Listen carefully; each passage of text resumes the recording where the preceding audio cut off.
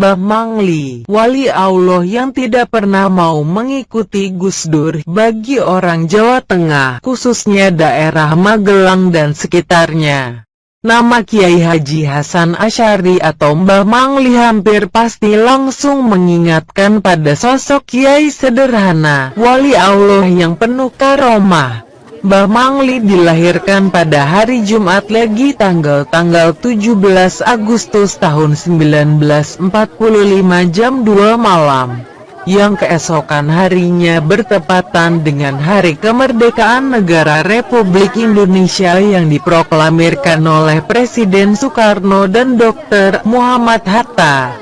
Tempat kelahiran beliau adalah di Dukuh Nepen, Desa Krece, Kecamatan Pare, Kediri, Jawa Timur. Sebelum berangkat ibadah haji, nama beliau adalah Muhammad Bahri, putra bungsu dari Bapak Muhammad Ishaq.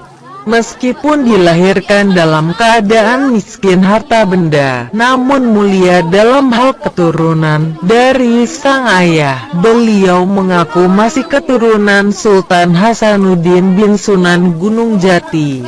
Dan dari sang ibu beliau mengaku masih keturunan Kiai Haji Hasan Besari, Tegal Sari, Ponorogo, Jawa Timur, yang juga masih keturunan Sunan Kalijogo.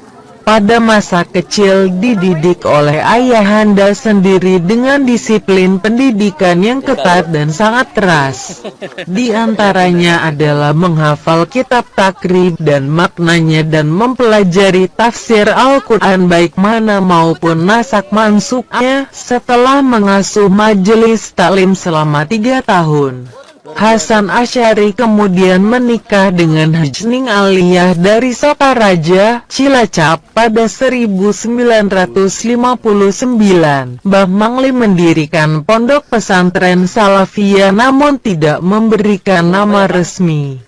Lambat laun pondok tersebut dikenal dengan nama Ponpes Mangli dan sosok Hasan Asy'ari dikenal masyarakat dengan nama Mbah Mangli. Nama ini diberikan masyarakat karena ia menyebarkan Islam dengan basis dari Kampung Mangli, Desa Girirejo, Kecamatan Ngablak, Kabupaten Magelang.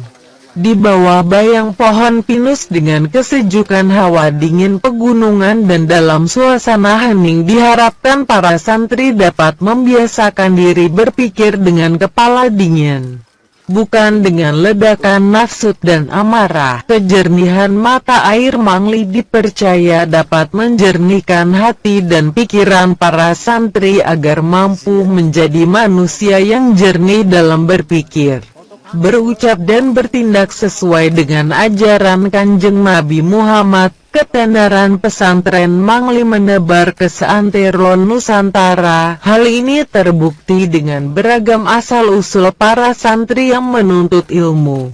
Santri dari Jawa Tengah, Jawa Timur, Pasundan, Sumatera hingga Kalimantan, bahkan Sulawesi banyak yang kerasan berguru kepada Mbah Mangli. Selain mendidik umat lewat pesantren, Mbah Mangli juga aktif melakukan dakwah dan syiar agama Islam ke berbagai wilayah. Di Desa Mejing, wilayah Kecamatan Candi Mulyo, bahkan Mbah Mangli secara khusus menggelar pengajian rutin bertempat di sebuah langgar atau surau yang dikenal sebagai Langgar Linggan. Berbagai kalangan umat Islam datang berbondong-bondong untuk mendengarkan nasihat dan petuah kiai harismatik tersebut dengan penuh kehikmatan.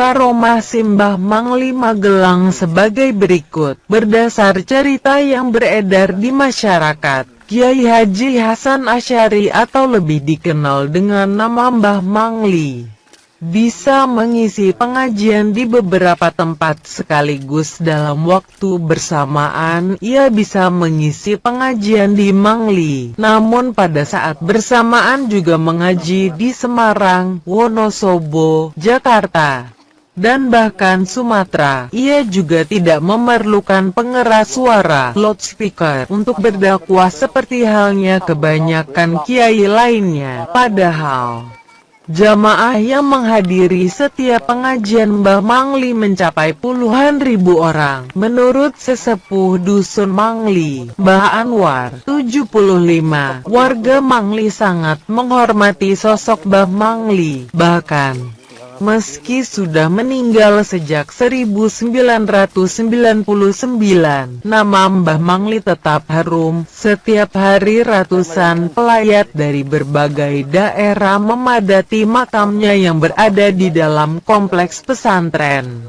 Konon lagi pada saat pengajian bubar, selepas mengucap salam penutup, Mbah Mangli langsung dapat berjalan dengan kecepatan kilat meninggalkan arena pengajian untuk berpindah medar sabdo di tempat lain. Konon pula Mbah Mangli setiap hari Jumat selalu ngrawuhi sholat Jumat di Masjidil Haram. Inilah yang disebut sebagai ilmu melipat bumi. Dalam sakedeping mata bisa berpindah tempat di berbagai penjuru dunia. Mbah Mangli menyebarkan Islam di lereng pegunungan Merapi, Merbabu, Andong, dan Telomoyo. Ia juga merupakan mursyid tarekat Qadiriyah Naqsyabandiyah. Dialah yang berhasil mengislamkan kawasan yang dulu menjadi markas para begal dan perampok tersebut pada masa itu. Daerah tersebut dikuasai oleh kelompok begal kondang bernama Merapi Merbabu Kompleks (MMC). Tantangan beliau sangat berat. Para begal membabat lahan pertanian penduduk dan mencemari sumber mata air pondok. Warga Mangli sendiri belum salat meski sudah Islam. Kebanyakan warga kami hanya Islam KTP, ungkap Kepala Dusun Mangli Suprihadi. Dusun Mangli terletak persis di lereng Gunung Andong, dengan ketinggian 1200 depel. Bisa jadi pesantren ini adalah yang tertinggi di Jawa Tengah. Dengan arif, Mbah Mangli tidak melawan berbagai ancaman dan gangguan dari para rampok dan begal.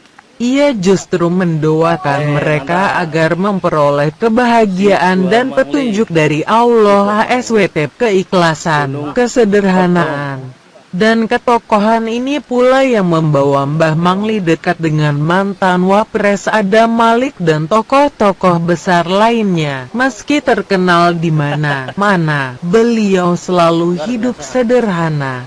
Beliau sering diundang ke sana kemari untuk mengisi pengajian. Pada saat mengisi pengajian, dimanapun ia dan dalam kondisi apapun, Mbah Mangli tidak pernah memakai alat pengeras suara. Meskipun jamaahnya sangat banyak hingga berbaris dengan jarak jauh, namun masyarakat tetap sangat menyukai isi pidatonya dan mendengar suara beliau. Kadang panitia sengaja menyelipkan amplop uang kepada Mbah Mangli, namun beliau dengan halus menolaknya, dan biasanya beliau mengatakan, jika separuh dari jamaah yang hadir tadi mau dan berkenan menjalankan apa yang saya sampaikan tadi, itu jauh lebih bernilai dari apapun. Jadi mohon jangan dinilai dakwah saya ini dengan uang. Kalau Tuan mau antar saya pulang saya terima. Kalau kesulitan ya gak apa-apa, saya bisa pulang sendiri. Mbah Mangli dikaruniai karomah melipat bumi, yakni bisa datang dan pergi ke berbagai tempat yang jauh dalam sekejap mata. Di sisi lain, beliau dikenal sebagai seorang yang memiliki kemampuan psikokinesis tinggi. Misal, dia dapat mengetahui tamu yang akan datang beserta maksud dan tujuannya. Seperti orang yang bermaksud untuk makan jeruk bersilaturahim pada rumah Mangli. Dia menyambut dengan memberikan jeruk. Salah satu wejangannya adalah apik ning menungsa. Durung mesti apik ning Gusti. Keistimewaan Mbah Mangli yang lain, ia dapat mengetahui maksud setiap jamaah yang datang. apa permasalahan mereka dan langsung dapat memberikan nasihat dengan tepat sasaran.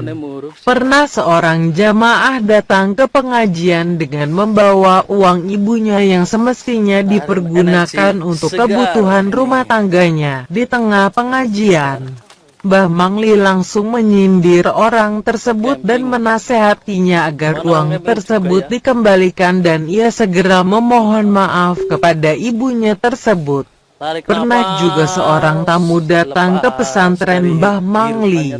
Sejak dalam perjalanan sang tamu tersebut sudah membayangkan mendapatkan suguhan buah jeruk yang sangat ranum dan menghilangkan rasa dahaganya selepas menempuh perjalanan jauh.